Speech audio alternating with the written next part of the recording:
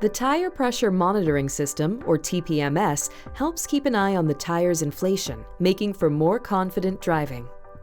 When TPMS detects low inflation, an indicator light comes on in the instrument panel.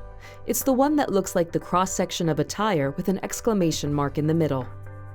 When that happens, be sure to check the tire pressure in all 4 tires, make any necessary repairs, and fill the tires to the pressure recommended on the label in the driver's door jamb. TPMS needs to be recalibrated each time you adjust tire pressure, rotate the tires, or replace a tire. To start the process, make sure the ignition is on and the transmission is in park. Set the parking brake. Look for a button to the left of the steering column labeled with the TPMS icon. If it's there, push and hold it until the TPMS indicator in the instrument panel blinks twice. Then the calibration process will begin. If there's no TPMS button, press the up or down arrows on the lower right side of the steering wheel until the readout in the multi-information display says Vehicle Settings, and then press the Select Reset button. TPMS Calibration will appear.